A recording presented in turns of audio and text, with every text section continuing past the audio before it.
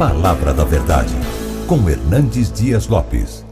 Amados, vamos abrir a palavra de Deus, por gentileza, no livro de Apocalipse, capítulo 1. Apocalipse, capítulo 1. Faremos a leitura a partir do verso 5, na parte B do verso, até o verso 18.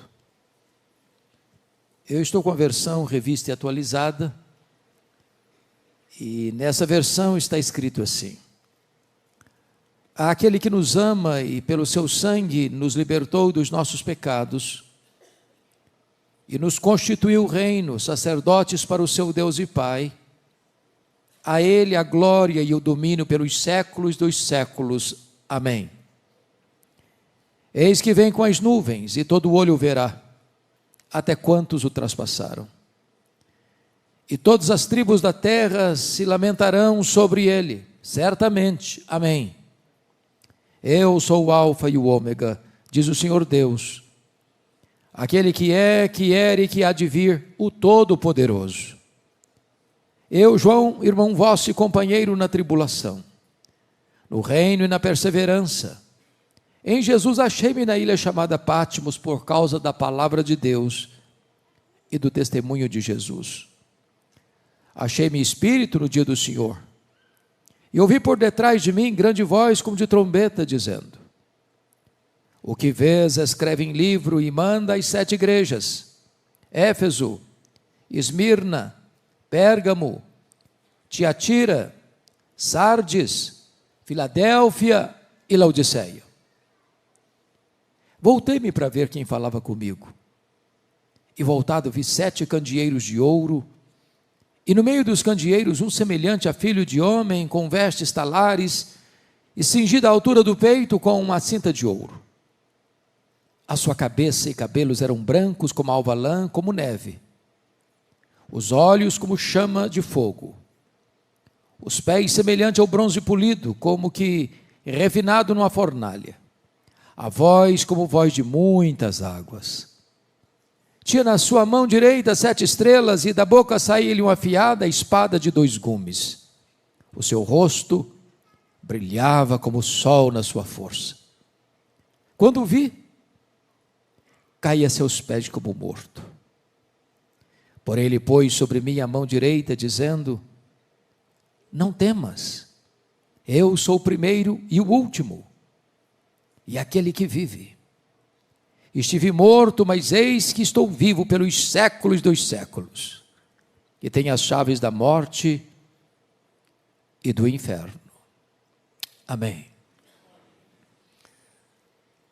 Meus amados, quando o apóstolo João escreveu este texto, já no final do 1º século, a igreja primitiva estava vivendo os seus dias mais sombrios. Muita dor, muita lágrima, muito sangue. Os crentes estavam sendo crucificados, queimados vivos, jogados às feras. Aliás, todo o 1º século foi um tempo muito difícil. Os imperadores romanos, na sua maioria, foram homens truculentos. Poderíamos rememorar a história de César Augusto, que governou do ano 27 a.C. ao ano 14 depois de Cristo, período em que Jesus nasceu em Belém da Judéia. Ele foi sucedido por Tibério César, que governou do ano 14 ao ano 37 da era cristã, quando então Jesus é crucificado, ressuscita dentre os mortos e retorna aos céus, onde está assentado à direita da majestade. Tibério César foi substituído por Calígula, um dos homens mais perversos da história, que governou de 37 a 41 da era cristã. Ele foi sucedido por Cláudio, que governou de 41 a 54, período em que houve uma grande fome no mundo, e os judeus foram dispersos de Roma, ou expulsos de Roma, voltando para sua terra pobres, o que oportunizou o apóstolo Paulo a fazer uma grande coleta entre as igrejas gentílicas para os pobres da Judeia. Cláudio foi sucedido por Nero, que governa de 54 a 68. Talvez um dos homens mais perversos da história. O homem que incendiou Roma e mandou matar o apóstolo Paulo e o apóstolo Pedro. Nero suicidou em 68 e foi sucedido por Vespasiano, que governou de 69 a 79. Foi no governo dele que foi inaugurado o Anfiteatro da Morte, o Coliseu Romano, no ano 70. Que numa festa de inauguração de 100 dias, 10 mil crentes foram mortos com requinte de crueldade. Foi também no governo dele, no mesmo ano 70, que a cidade de Jerusalém foi destruída. O templo foi arrasado e os judeus foram dispersos pelo mundo, na mais longa diáspora, desde o ano 70 a 14 de maio de 1948. Vespasiano foi sucedido por Tito Flávio, o general que destruiu Jerusalém, que governou de 79 a 81. E Tito Flávio foi substituído e sucedido por Domiciano, que governou de 81 a 96. O primeiro imperador da história a rogar para si o título de Senhor e Deus. Tão perverso e mau, que foi chamado de Nero Redivivo, ou segundo Nero. Foi este imperador que deportou o apóstolo João, então pastor da igreja de Éfeso, para uma colônia penal, para a ilha vulcânica do Mar Egeu. Vale destacar que a essas alturas, todos os demais apóstolos do Senhor Jesus já estavam mortos, e mortos pelo viés do martírio.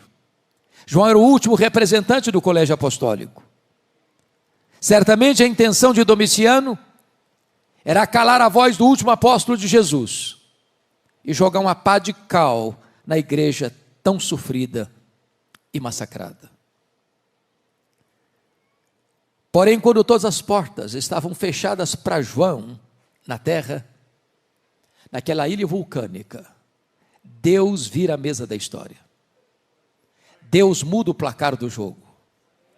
Porque os destinos da história não estão nas mãos dos poderosos deste mundo. Os destinos da história estão nas mãos do Rei dos Reis e do Senhor dos Senhores. Quando todas as portas se fecharam para João na terra, Deus abriu-lhe uma porta no céu e disse: sobe para aqui. E eu te mostrarei não as coisas que talvez aconteçam. Eu não te mostrarei as coisas que podem acontecer. Eu te mostrarei as coisas que devem acontecer. O nosso Deus está no trono e as rédeas da história estão em suas mãos. Era um dia de domingo. Era o dia do Senhor. Quando João escuta atrás dele uma voz como de trombeta dizendo: o que vês, escreve em livro e manda às 7 igrejas: Éfeso, Esmirna, Pérgamo, Tiatira, Sardes, Filadélfia e Laodiceia. Quando ele se volta para ver quem falava com ele, ele não vê quem falava com ele. Ele vê as 7 igrejas, os 7 candeeiros, e no meio das igrejas um semelhante a filho de homem. O mundo só pode ver Jesus na igreja e através da igreja. Mas quem é este que João vê no meio das igrejas? Este é o centro da história. É o centro da eternidade. É o centro da terra. É o centro do céu. Este é o centro do Antigo Testamento, o centro do Novo Testamento. Este é tudo em todos. Este é a semente da mulher. É o descendente de Abraão. É o Cordeiro da Páscoa. É a coluna de nuvem. É a coluna de fogo. É o maná que caiu do céu. É a água que brotava da rocha. Simbolizado pelo tabernáculo, pela arca da aliança, pelo templo, pelas festas, pelos sacrifícios, pelo sábado. Tudo era sombra dele. Ele é realidade. Ele é tudo no Novo Testamento. Ele é aquele que na plenitude dos tempos nasceu, segundo a lei, nasceu de mulher. Ele é o verbo que se fez carne. Ele é o fundamento da igreja. Ele é o dono da igreja. Ele é o edificador da igreja. Ele é o protetor da igreja. Ele é o cordeiro que tira o pecado do mundo. O cordeiro que foi morto, mas está vivo pelos séculos dos séculos. Ele é o grande eu sou. Ele é o pão da vida, a luz do mundo, a porta das ovelhas, o bom pastor, a ressurreição e a vida, o caminho, a verdade e a vida, a videira verdadeira. Ele é o alfa, ele é o ômega, ele é o princípio, ele é o fim, ele é a raiz de Davi, ele é o leão da tribo de Judá, ele é o rei dos reis, ele é o senhor dos senhores, ele é a razão da nossa vida, ele é a nossa alegria, ele é a nossa paz, ele é a nossa justiça, ele é a nossa herança, e nós viemos aqui para adorá-lo nesta noite.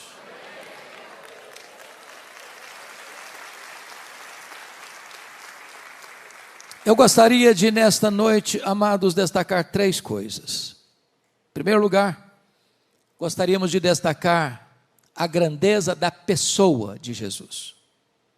Em segundo lugar, destacar a grandeza da obra de Jesus.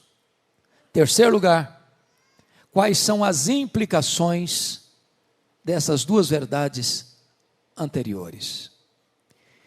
Qual é a descrição que João nos faz no texto da grandeza da pessoa de Jesus? Com a Bíblia aberta comigo, vejamos. Em primeiro lugar, versículo de número 13. E diz: e no meio dos candeeiros, um semelhante a filho de homem. Notem vocês, que a primeira coisa que ele percebe é a onipresença de Jesus. Ele está no meio das igrejas, ao mesmo tempo em Éfeso, ao mesmo tempo em Esmirna, ao mesmo tempo em Pérgamo, ao mesmo tempo em Tiatira, ao mesmo tempo em Sardes, ao mesmo tempo em Filadélfia, ao mesmo tempo em Laodiceia, ao mesmo tempo na Igreja Batista do Lago do Sul de Brasília. Ele está aqui nesta noite, ele está andando entre nós. E é porque Ele está aqui que você e eu viemos aqui. E é porque Ele está aqui que esta reunião se transforma em uma coisa tão importante. E não é apenas um mero encontro religioso. Ele está presente. Aqui, ali, além e acolá. Preciso concordar com o primeiro-ministro da Holanda, Abraham Kuyper, quando disse que neste universo de mais de 93 bilhões de anos-luz de diâmetro, não há 1 centímetro desse universo onde Jesus não possa dizer: eu estou aqui, eu criei isso aqui, eu sou dono disso aqui. Segundo lugar, vejam comigo o verso 14. A sua cabeça e cabelos eram brancos como a alva lã, como neve. O que representa esta figura? E significa que Ele é eterno. Ele existe antes do tempo. Ele preexiste ao princípio. Ele preexiste à criação. Ele não foi criado, Ele é o Criador. Ele não passou a existir, Ele é o Pai da eternidade. Ele já existia eternamente como Deus, na comunhão plena da Trindade, antes que houvesse o mundo. Ele não precisou criar para ser Deus, já o era antes da criação. Ele não precisou criar para ter relacionamentos, ele já era plenamente feliz na relação intratrinitariana. Ele existe antes do tempo, ele está fora do tempo, porque é transcendente, ele está dentro do tempo, porque é imanente. Ele é Deus de eternidade a eternidade. Terceiro, versículo 14 diz: os olhos como chama de fogo. Cantamos essa verdade aqui hoje. E o que representa isso? Significa que Ele é onisciente. Ele tudo vê, Ele tudo sabe, Ele tudo conhece, Ele a todos sonda. Ele conhece o revelado e conhece o oculto. Ele conhece o que sabemos e conhece o que não sabemos. Não há nada que escapa do conhecimento dele. Nada fica oculto diante daquele cujos olhos são como chama de fogo. É por essa razão que, na medida que as cartas são enviadas às 7 igrejas, há um estribilho que se repete em todas elas: eu conheço, eu conheço, eu conheço, eu conheço, eu conheço, eu conheço, eu conheço, eu conheço as tuas obras, eu conheço a tua tribulação e a tua pobreza, eu conheço o lugar onde tu habitas. Ele conhece o seu nome, Ele conhece o seu passado, Ele conhece a sua história, Ele conhece o seu presente, Ele conhece o seu futuro, Ele conhece as suas dores, Ele conhece as suas lágrimas, Ele conhece as suas angústias, Ele conhece as suas noites indormidas, Ele conhece as suas madrugadas insones, Ele conhece os seus sonhos, Ele conhece as suas frustrações, Ele conhece os seus dramas existenciais, Ele conhece você por dentro, Ele conhece você por fora, Ele conhece você exaustivamente. É curioso que nós amamos as pessoas porque nós não as conhecemos completamente.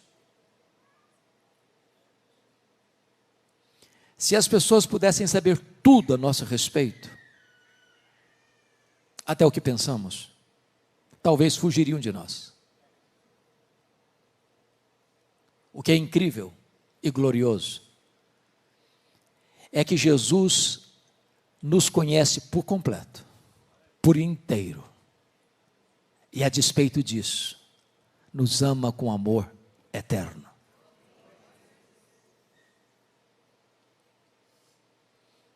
Ainda, notem comigo o versículo 15. Os pés semelhante ao bronze polido, como que refinado numa fornalha. O que é que essa figura representa? Representa que ele é onipotente. Ou seja, ninguém pode ameaçar Jesus, ninguém pode intimidar Jesus, ninguém pode derrotar Jesus, ninguém pode colocar Jesus contra a parede, diminuí-lo, subtraí-lo, deslustrar a sua glória.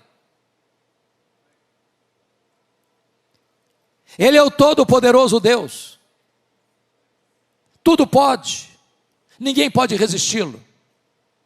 Quando ele vier na sua majestade e glória, ele vai colocar todos os seus inimigos debaixo dos seus pés, e vai lançar no lago do fogo o anticristo, o falso profeta, o diabo, a morte, o inferno, e todos aqueles cujos nomes não estão escritos no livro da vida. É curioso que de vez em quando, levanta-se algumas pessoas do topo da sua ignorância, ou da sua tolice,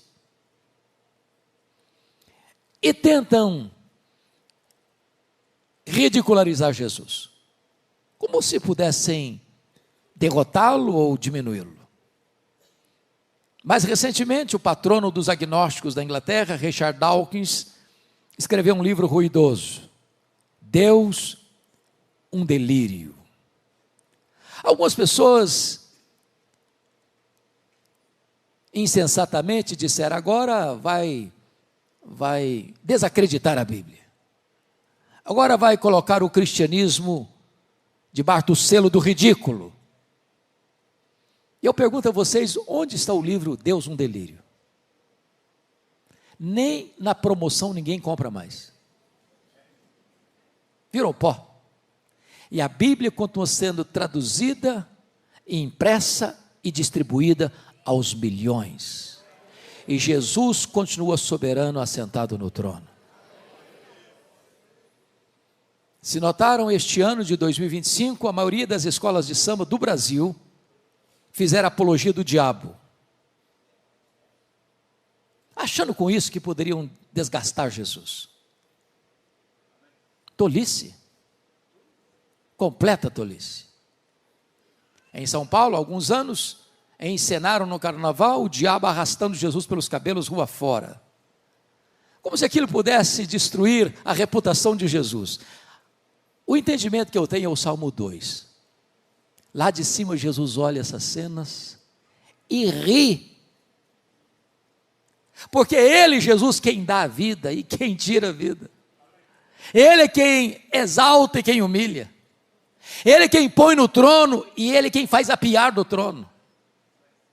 Ninguém pode enfrentar o Rei dos Reis, o Senhor dos Senhores e triunfar sobre Ele.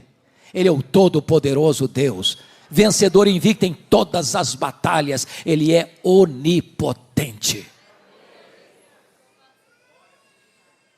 Mas notem mais. O verso 15 diz: a voz é como voz de muitas águas. O que significa isso? Significa que a sua palavra é poderosa, é onipotente. Meus irmãos, essa palavra é tão poderosa que Ele chamou à existência as coisas que não existiam, e sem matéria pré-existente, criou o universo pela palavra do seu poder. Ele dá uma ordem e o sol para. Ele dá uma ordem e as estrelas aparecem, cada uma chamada pelo nome. Quando tem mais estrelas no firmamento que todos os grãos de areia de todas as praias e desertos do nosso planeta. Ele dá uma ordem e o mar se acalma. Ele dá uma ordem e o vento cessa. Ele dá uma ordem e a enfermidade acaba. Ele dá uma ordem e os demônios têm que bater em retirada. Ele dá uma ordem e os anjos saem para obedecê-lo. Ele dá uma ordem e a sua voz ecoa no universo. E ela é poderosa. E essa voz está sendo proclamada nesta noite. A voz do Evangelho, a voz das Escrituras. Mas notem mais. Versículo 16, diz que tinha na mão direita 7 estrelas, e da boca saía-lhe uma afiada espada de 2 gumes. Significa esta figura que ele é o vencedor invicto em todas as batalhas. E notem que às vezes pensamos que essa conflagração final, essa batalha final, será um ajuntamento de nações com armas poderosas, com tanques de guerras, com armas nucleares, com bombas atômicas. E embora o homem tenha tanta força nesta área bélica, mas a única arma que vai ser acionada nessa batalha final não vai ser a força do exército humano ou das grandes potências militares. Na verdade, Jesus vem e Ele mata o anticristo com o sopro da sua boca, com a manifestação da sua vinda, e não precisa de ajuda do braço da carne, mas Ele vai colocar debaixo dos seus pés todos os seus inimigos. Não há como enfrentá-lo e vencê-lo. A vitória dele já está garantida.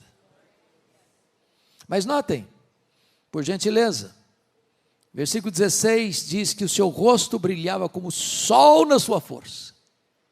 Ele é glorioso. O Cristo que João está vendo aqui não é mais aquele Cristo suando sangue, em lágrimas, prostrado com o rosto no chão do Getsêmani. O Cristo que João está vendo aqui não é mais aquele Cristo cuspido e esbordoado do sinédrio judaico. O Cristo que João está vendo aqui não é mais aquele Cristo vilipendiado e espancado do pretório romano. O Cristo que João está vendo aqui não é mais aquele Cristo que caminha exangue pelas ruas apinhadas de Jerusalém, sob os apupos e vaias de uma multidão ensandecida. O Cristo que João está vendo aqui não é mais aquele Cristo pregado na cruz, suspenso entre a terra e os céus. O Cristo que João está vendo aqui é o Cristo da glória, cujos cabelos são brancos como a neve, cujos pés são como de bronze polido, como os olhos como chamas de fogo, voz como voz de muitas águas, e o seu rosto brilha como o sol na sua força. Este é o Cristo da glória. Quando você lê as Escrituras, você percebe que todas as pessoas que tiveram a visão da glória de Cristo tiveram ou sofreram um profundo impacto. Quando Deus se revelou a Jó na sua majestade, ele disse: meu Deus, eu te conheci só de ouvir. Agora os meus olhos te veem e eu me abomino. Quando Isaías teve uma contemplação da sua glória, ele diz: ai de mim, eu estou perdido. Quando João contempla o Cristo da glória, ele cai como morto aos seus pés. É o Cristo glorioso. Mas finalmente, notem comigo o versículo 17 e 18, que ele é o Cristo da restauração. Porque João, ao cair como morto, o Senhor pôs a mão direita sobre ele e diz assim: ô João, fica com medo não. Eu sou o primeiro e eu sou o último. Eu estive lá no começo, eu estarei lá no fim e eu estou no processo. Ô João, não fica com medo não, porque eu já estive morto, mas eu estou vivo pelos séculos dos séculos. Nós não estamos aqui adorando o Cristo que esteve vivo e está morto, nós estamos aqui adorando o Cristo que esteve morto e está vivo pelos séculos dos séculos. Fica com medo não, João, porque eu tenho as chaves da morte e do inferno. Quem tem as chaves tem o controle, tem o poder, tem a autoridade. Jesus manda no céu, Jesus manda na terra, Jesus manda no inferno. Ele é o soberano Senhor do universo, e é este o Cristo que amamos, é este o Cristo que esta igreja proclama, este é o Cristo que nos deu vida eterna. A glória da sua pessoa. Vejamos o segundo ponto da mensagem agora, então, a glória da sua obra em nosso favor.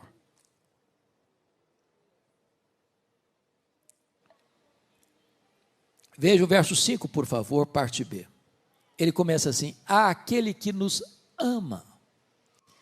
E o primeiro ponto que eu destaco é este: Jesus ama você.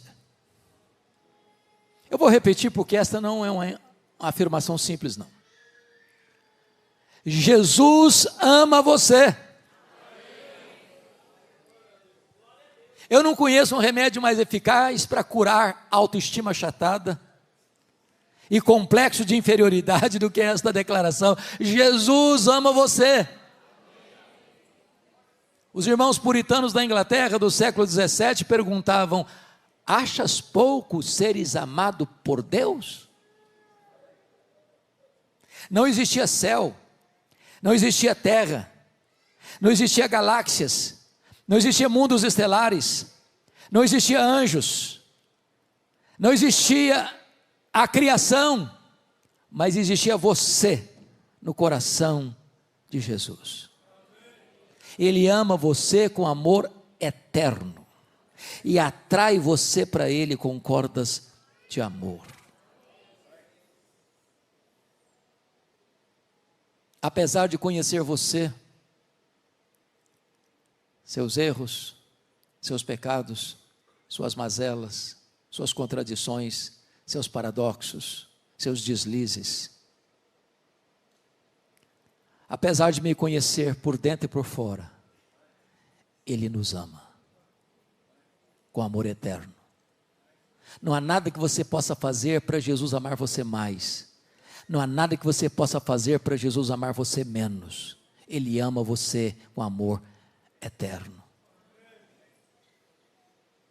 Mas notem, Ele não nos ama por quem nós somos. A causa do amor dele por nós não está em nós, está nele mesmo.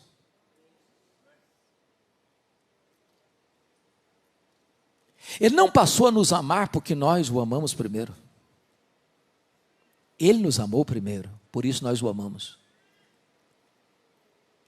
O nosso amor por Ele é o refluxo do fluxo do amor dele por nós.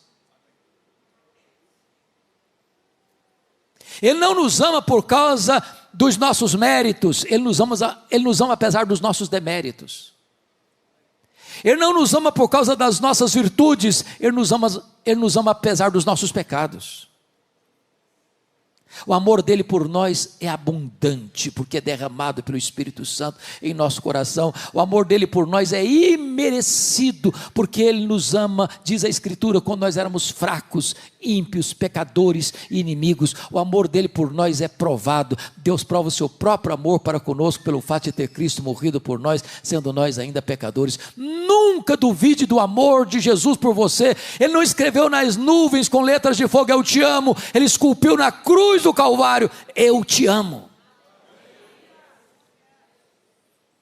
Segundo lugar, olha comigo a segunda obra dele, no versículo 5 está escrito ainda assim: e pelo seu sangue nos libertou dos nossos pecados. Se primeiro, ele nos amou, segundo, ele morreu por nós.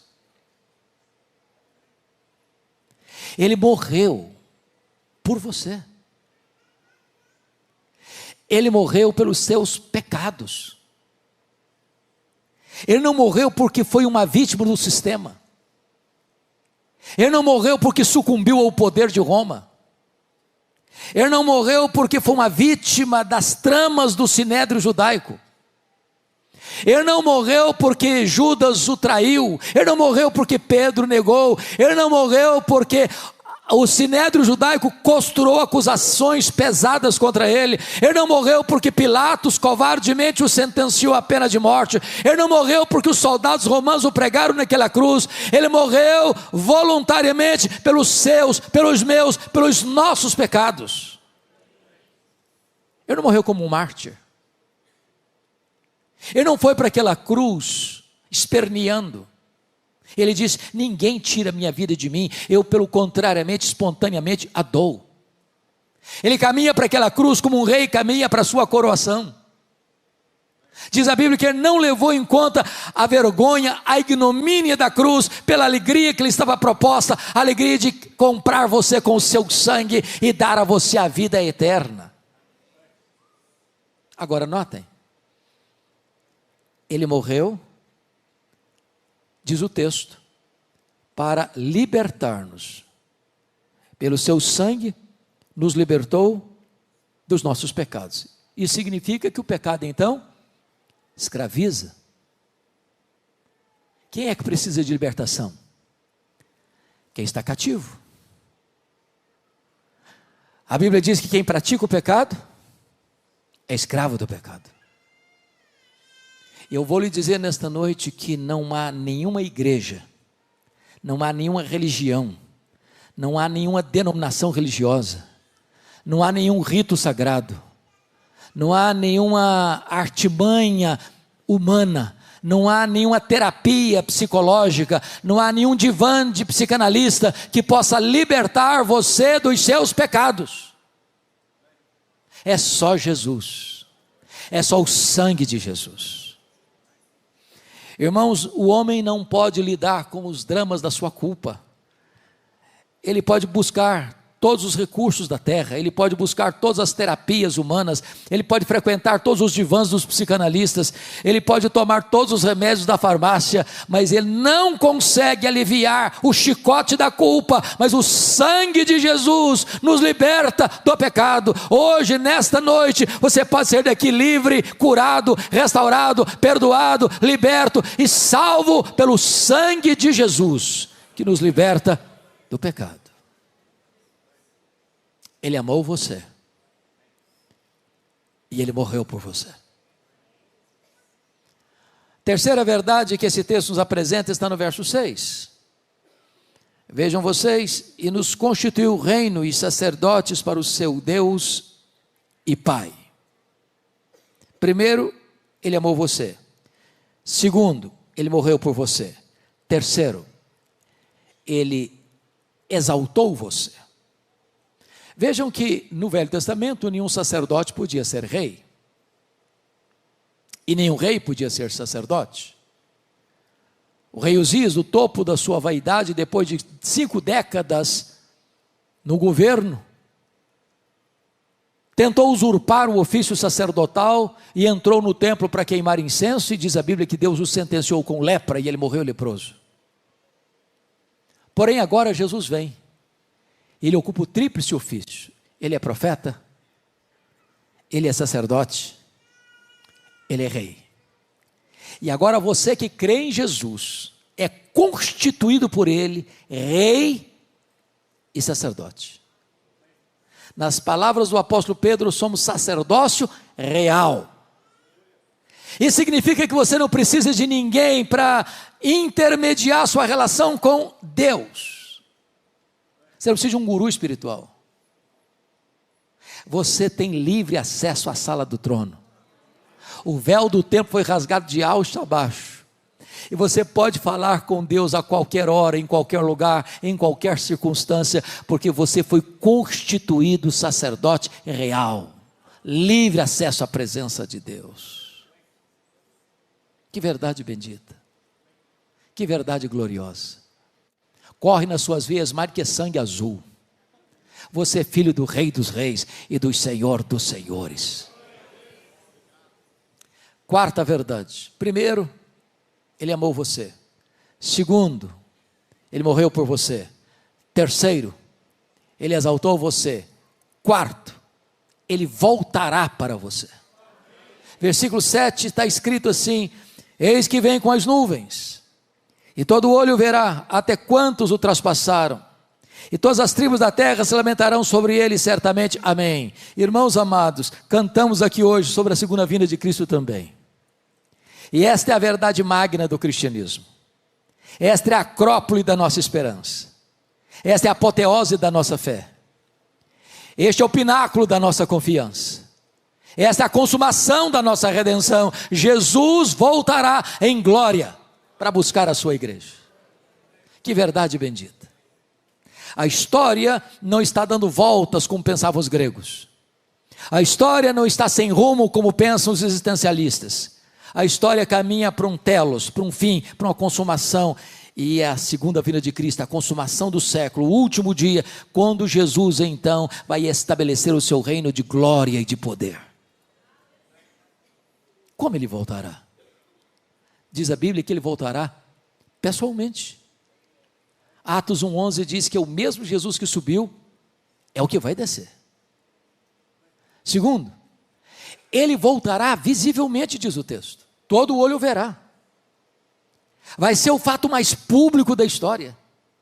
Nenhuma montanha tão alta, nenhum vale tão profundo, nenhuma caverna tão escura poderá ocultar alguém dessa manifestação tão gloriosa e visível da volta do Senhor Jesus Cristo. E Ele disse: vigiai, porque você não sabe que dia vai ser. E você também não sabe se vai ser de tarde, se vai ser de noite, ou se vai ser de manhã, ao cantar do galo. E eu posso garantir a vocês que Jesus voltará de tarde, que Jesus voltará de noite, que Jesus voltará de manhã. É claro que ele está falando dos fusos horários, porque se Jesus voltar de manhã aqui no Brasil, volta de noite no Japão. Se ele voltar de manhã aqui no Brasil, volta de tarde na Europa. Então Jesus volta de manhã, Jesus volta de tarde, Jesus volta de noite. Eu não sei que dia, eu não sei que hora, mas Ele voltará e todo olho o verá. Mas ainda Jesus voltará audivelmente. Está escrito: ouvida a voz do arcanjo e ressoada a trombeta de Deus, Ele descerá dos céus. Se a segunda vinda vai ser o fato mais visível da história, há de ser também o fato mais audível da história. Ele voltará ainda, diz a Bíblia, repentinamente. Vai ser como um relâmpago que risca os céus, do oriente ao ocidente. Nas palavras de Paulo, como abrir e fechar de olhos, num átomo de tempo.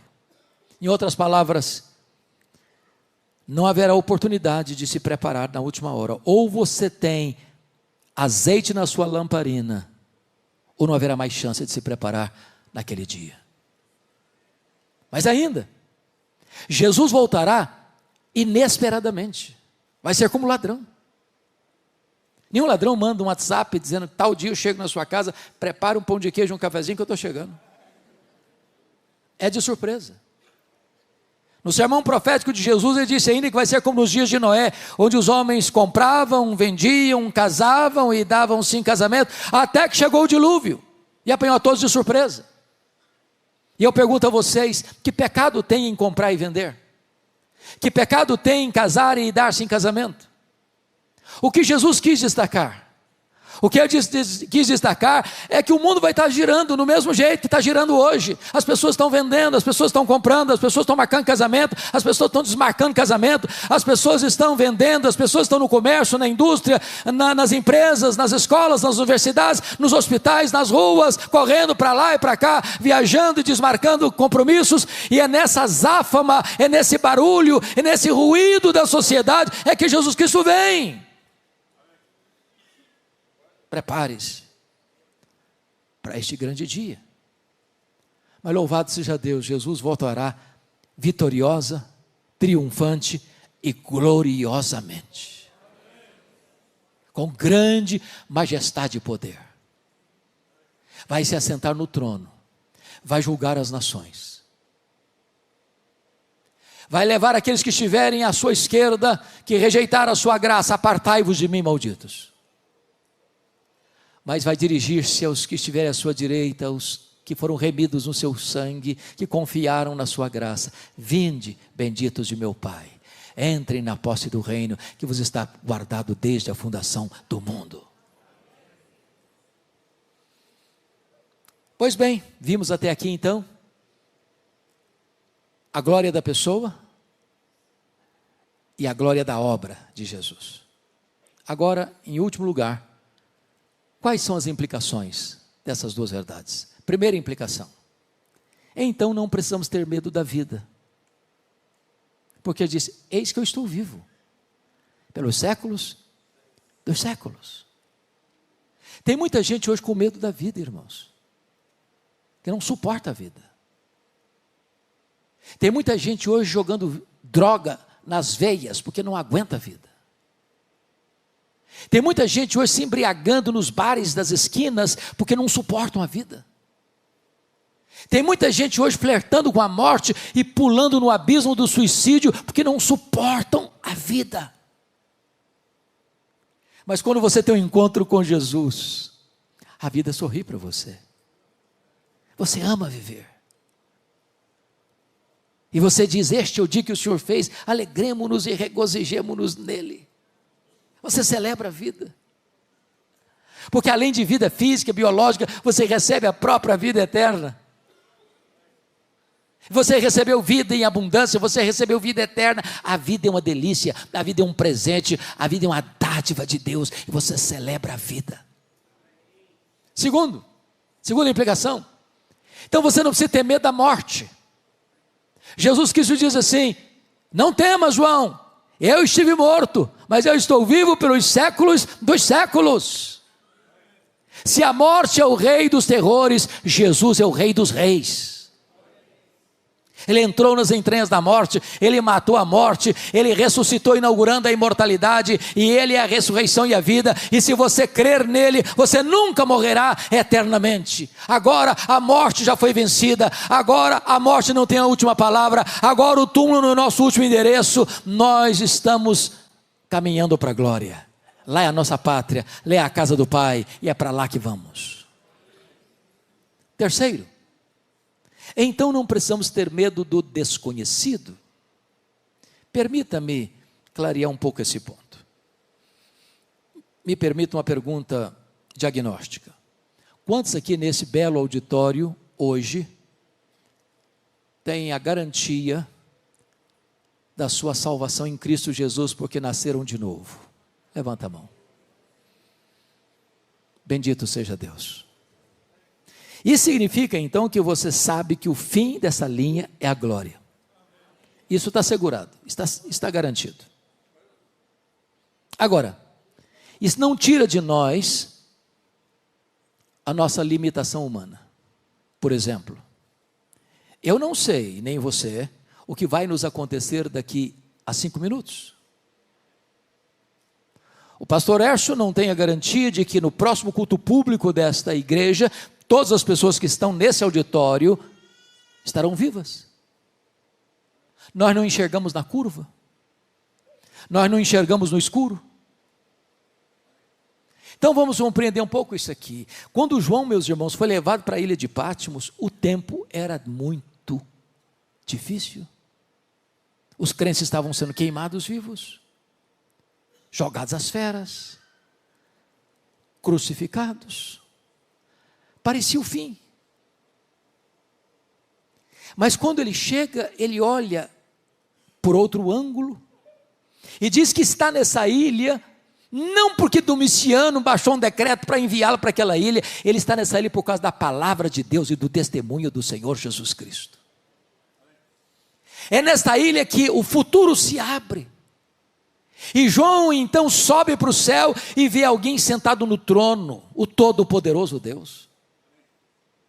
E ele vê na mão daquele que está sentado no trono um livro de todo escrito por dentro e por fora, selado por dentro e por fora, e ninguém foi encontrado digno, nem de abrir o livro, nem sequer de olhar para ele. Diz a Bíblia que João chorava muito por causa disso, quando escuta uma voz: não chores, João, eis que o leão da tribo de Judá, a raiz de Davi, venceu para abrir o livro e desatar os seus selos. E então Jesus pega este livro e abre os seus selos, e as trombetas tocam. E o quarteto do mal se levanta, o diabo, o anticristo, o falso profeta e a grande Babilônia, e agora as taças da ira de Deus são derramadas, e então o quarteto do mal cai por ordem inversa, e então no capítulo 19, Jesus aparece em glória, grande majestade e glória, para buscar a sua igreja, para assentar no trono, para julgar as nações, e para estabelecer o seu reino eterno. A história não está à deriva. Eu não sei o que vai acontecer amanhã, mas Jesus estará comigo amanhã. Eu não sei o que vai acontecer lá na frente, mas Jesus estará comigo lá na frente. Eu não conheço, mas Ele conhece, e Ele estará conosco todos os dias, até a consumação dos séculos. Finalmente, em quarto lugar, então não preciso ter medo da eternidade. Jesus disse: eis que eu estou vivo pelos séculos dos séculos. Quando os milênios rodarem e rolarem nas dobras do futuro, Jesus estará lá conosco, para sempre e sempre e sempre. Veremos a sua face, o serviremos, deleitaremos-nos nele. Ele vai ser nossa alegria. Nós o conheceremos, sem jamais esgotar o conhecimento dele. E então ele será o nosso prazer, a nossa alegria, a nossa recompensa, a razão da nossa vida, por toda a eternidade. Este Jesus que esta igreja canta e proclama. É este Jesus que nós continuaremos anunciando até que ele volte. A ele a honra, a ele a glória, a Ele o poder, a Ele o louvor, a Ele o domínio pelos séculos dos séculos. Amém.